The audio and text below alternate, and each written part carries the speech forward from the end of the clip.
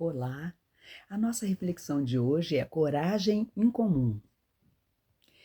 Em 1478, Lorenzo de Médici, governante de Florença, na Itália, livrou-se de um ataque contra sua vida.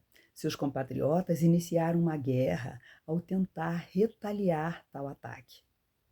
À medida que a situação piorava, o cruel rei Ferrante I de Nápoles tornou-se inimigo de Médici. Porém, um ato corajoso do próprio Médici mudou tudo. Ele visitou o rei desarmado e sozinho. Essa bravura, combinada com seu charme e brilho, ganhou a admiração de Ferrante e findou a guerra. Daniel também ajudou o rei Nabucodonosor a experimentar uma transformação de atitude. E eu acho bom ler para você entender o que aconteceu. Em Daniel capítulo 2, no verso 1, o rei Nabucodonosor teve um sonho. No segundo ano do reinado de Nabucodonosor, teve este um sonho, o seu espírito se perturbou e passou-se-lhe o sono. Então o rei Nabucodonosor mandou chamar os magos, os encantadores, os feiticeiros e os caldeus para que declarassem ao rei quais lhe foram os sonhos. Eles vieram e se apresentaram diante do rei. Disse-lhe o rei: tive um sonho e, para sabê-lo, está perturbado o meu espírito. Os caldeus disseram ao rei em aramaico: ó rei, vive eternamente. Dize o sonho a teus servos e daremos a interpretação. Respondeu o rei e disse aos caldeus: uma coisa é certa, se não me fizerdes saber o sonho e sua interpretação, sereis despedaçados e as vossas casas serão feitas monturo. Mas se me declarardes o sonho e a sua interpretação, recebereis de mim dádivas, prêmios e grandes honras. Portanto, declarai-me o sonho e a sua interpretação. Responderam segunda vez e disseram: diga o rei o sonho a seus servos e lhe daremos a interpretação. Tornou-se o rei e disse-lhe: bem percebo que quereis ganhar tempo, porque vedes que o que eu disse está resolvido. Isto é, se não me fazeis saber o sonho, uma só sentença será a vossa, pois combinastes palavras mentirosas e perversas para as profetizardes na minha presença, até que se mude a situação.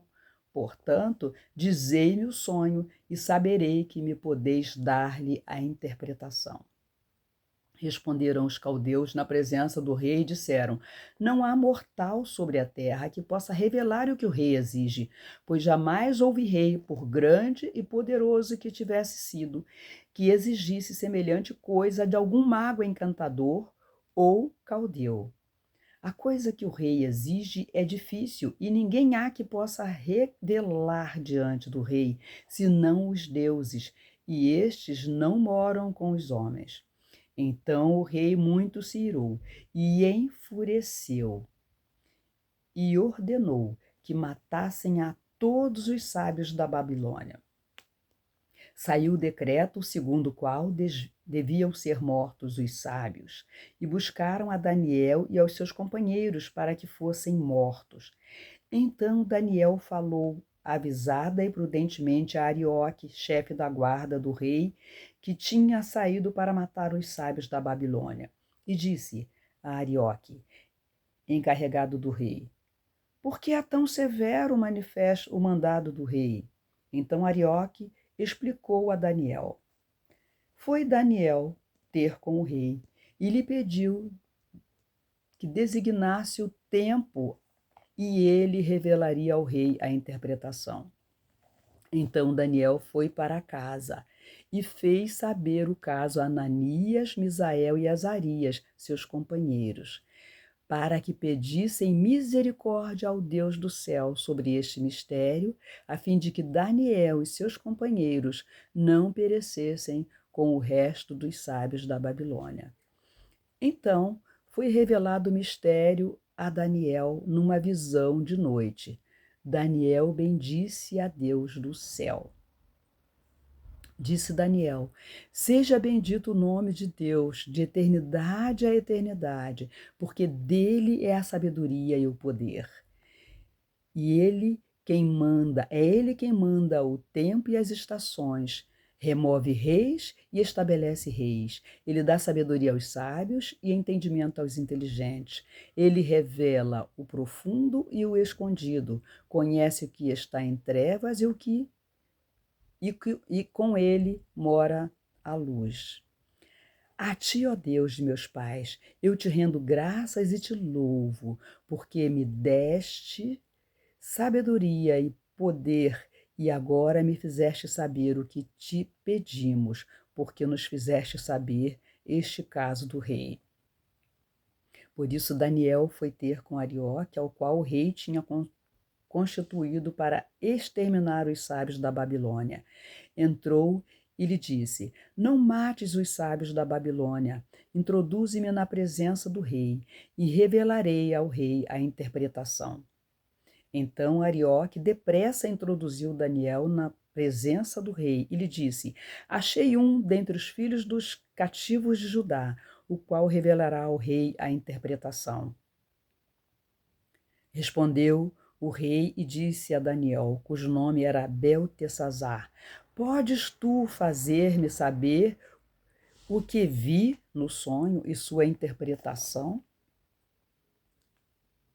Respondeu-lhe Daniel na presença do rei e disse: O mistério que o rei exige, nem encantadores, nem magos, nem astrólogos o podem revelar ao rei, mas há um Deus no céu, o qual revela mistérios, pois fez saber ao rei Nabucodonosor o que há de ser nos últimos dias.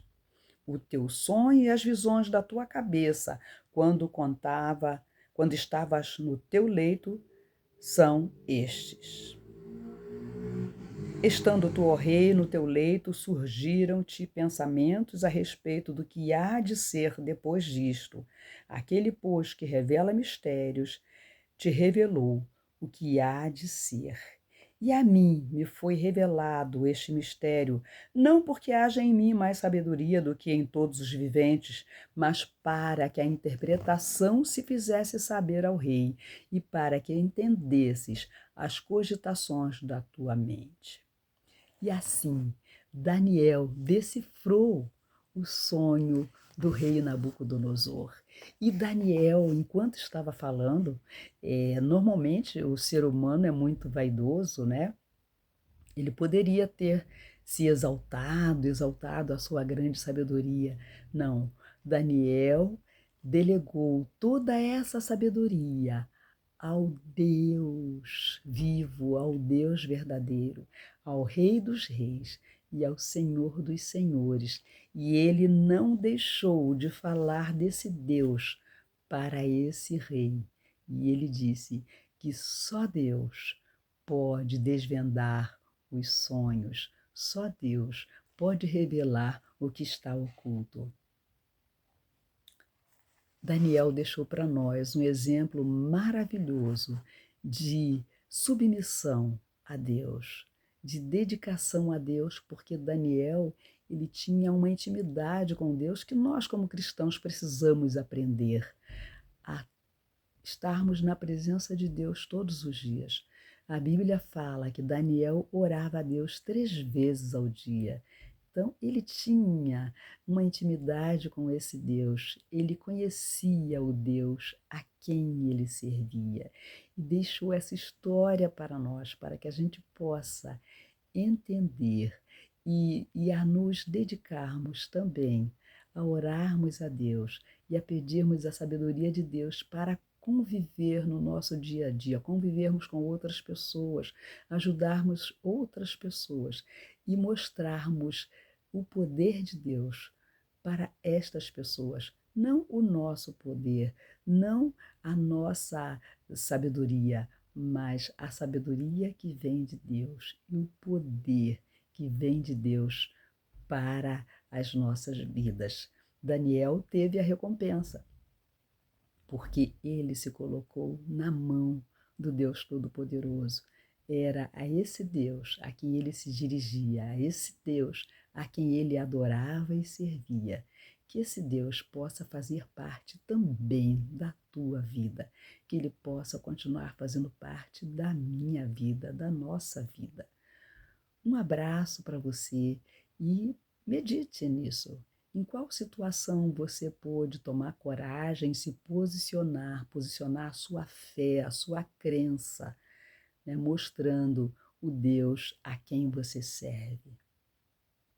Deus te abençoe e até a próxima.